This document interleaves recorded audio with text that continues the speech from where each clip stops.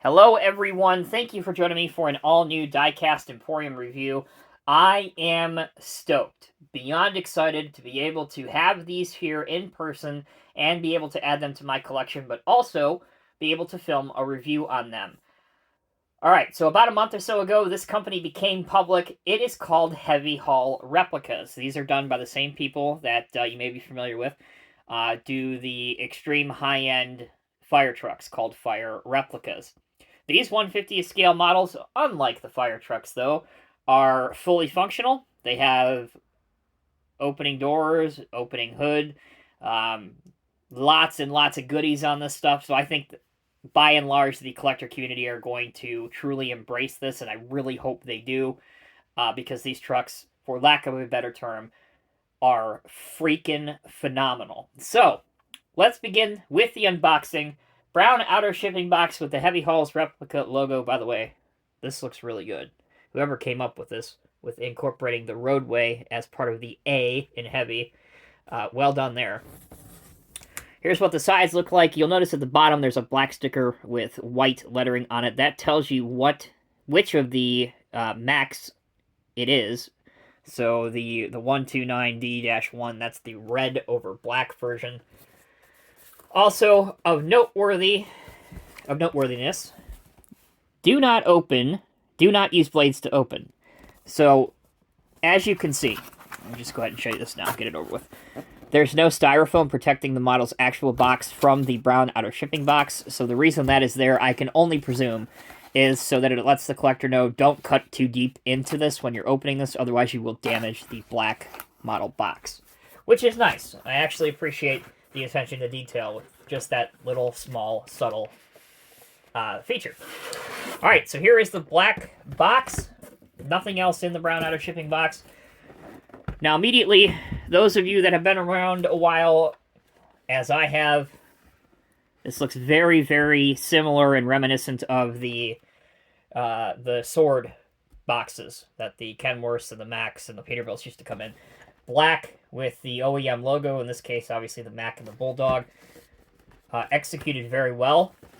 Simplicity always wins with me. You don't need a busy package to get your message across. And again, here's the bottom with the Mack Scan to Win, Heavy Haul Replicas, and all the copyright info. Alright, the anticipation's killing me. What do you say we get this out of the box? Here's a trick that I like to share.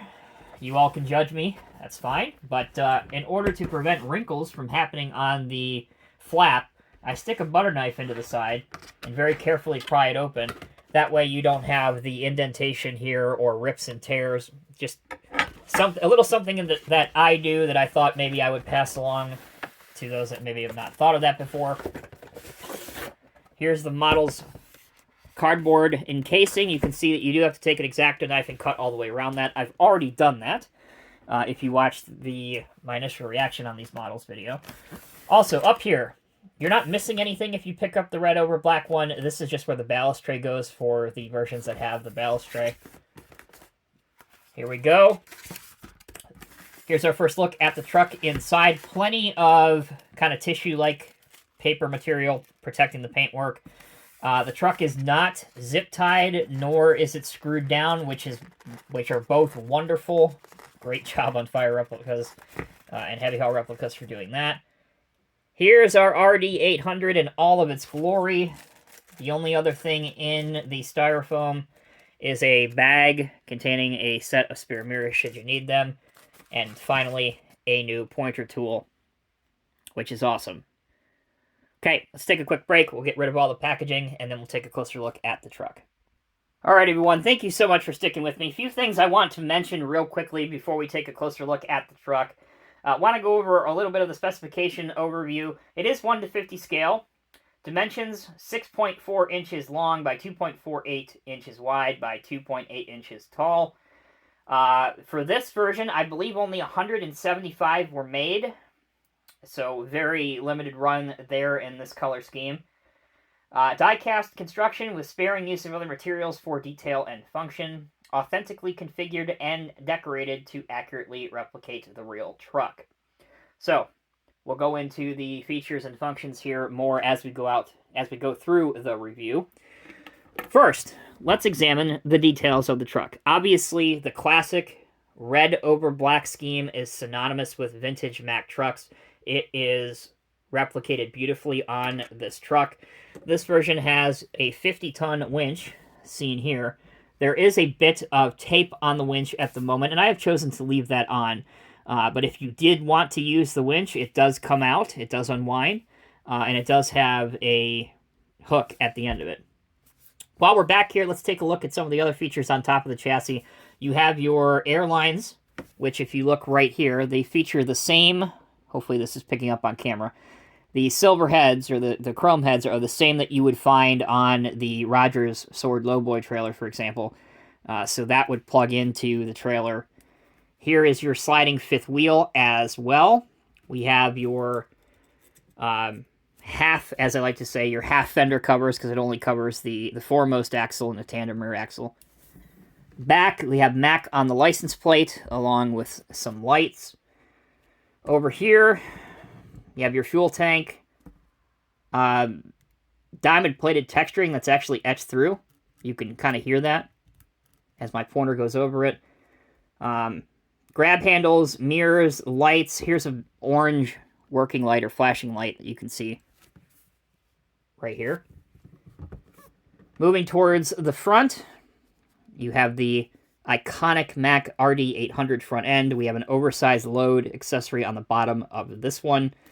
The Mack Bulldog, Mack written out. Your lights, air cleaner, your windshield, and there's a very thin and to scale antenna. Looking at the chassis of the truck now. Here you go. So you can see the tread pattern on the wheels. You can see the transmission and drive shaft going towards a bit of the engine. And then you can see how the front steering is designed as well. So, those are the details. We are going to pause just for a moment. When we come back, we'll take a look at functionality.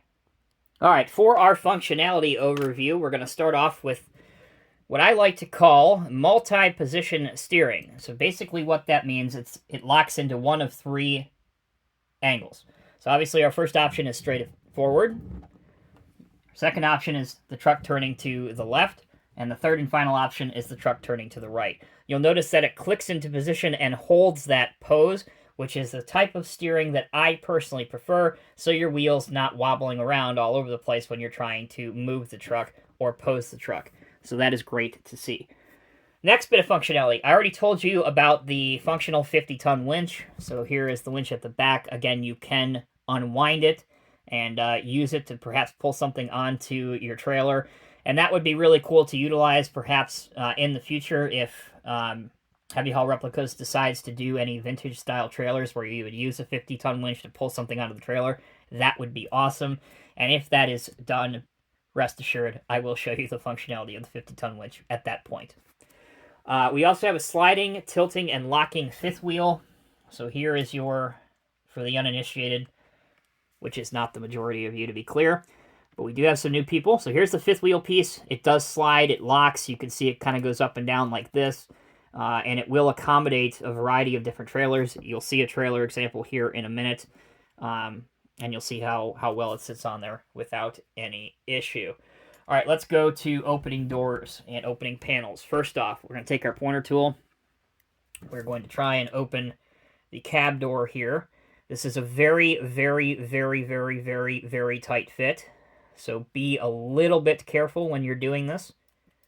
But once you do get the door open, it stays open. So this is as far as I'm willing to get mine to open. I'm sure that it might open more than that. But hopefully this will be enough to show you. It does have air ride suspension on the seats. How cool is that? So there's that door. Let's get the passenger door open. Again, with the utmost care and precision. So here's the passenger door opened as well. And then we'll take a look at it facing you. That's not all. We have the scissor style, which I'm sure is not the correct terminology, but that's what I'm going to call it. The scissor style, or Lamborghini style doors that open to show you the engine detail. And like everything on this truck, executed to the nth degree. Looks phenomenal. Lots of different components that are detailed out. And then you can open up this side as well. So let's pop this side open. And there you go. There's what the other side looks like. All right. Other bits of functionality that may not be so obvious. We have flexible rubber mud flaps. I already mentioned the air and electrical lines, which are here, that you can plug into a WSI Lowboy trailer, or you can modify them to fit into other parts of, or other trailers from other manufacturers. And that's about it for the details and details. When we come back, this is what you've all been waiting for, I'm sure. We're going to see what this RD800 looks like pulling a Lowboy trailer with some heavy equipment on it. Okay, folks, we zoomed all the way back out. For the last section of the video, I brought out two models that I feel deserve the right to be displayed with a trailer and especially a truck of this caliber. So the first we have is a CCM Cat D7G, track-type tractor or bulldozer. There you go. That's what that display would look like. Also, to note, I did not plug in all of the lines to the trailer. It's really hard to see with black on black anyway, but rest assured, again, they will fit and plug right here into this Rogers Lowboy trailer if you want to take the time on yours to do so. But we won't, because this video is already 11 minutes long. Perhaps you want to load your machine facing the tractor. There you go. And to close out the video, if bulldozers aren't your thing, but excavators are, how about a brass 320C cat excavator? I tried to pick a couple pieces of equipment that would be around the same time period that you would have frequently seen these Mack RD800s. So late 80s, 90s, into the early 2000s, that kind of thing. But there you go. That will conclude my review on the Heavy Haul Replicas Mack RD800 in the classic red over black. Phenomenal truck. So much functionality, so much detail in such a small package in 1/50th scale.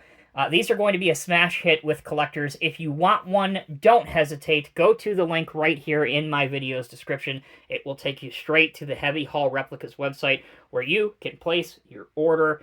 And guess what, guys? While supplies last, if you place your order with Heavy Haul Replicas, you will get a free Heavy Haul Replicas t-shirt. What don't we love in this day and age that is free? So free t-shirt. Spectacular, world-class model, and a t-shirt. Can't beat it. Thank you all so much for watching. I sincerely appreciate it. Have a good one. Take care. Be well. We'll see you in the next review.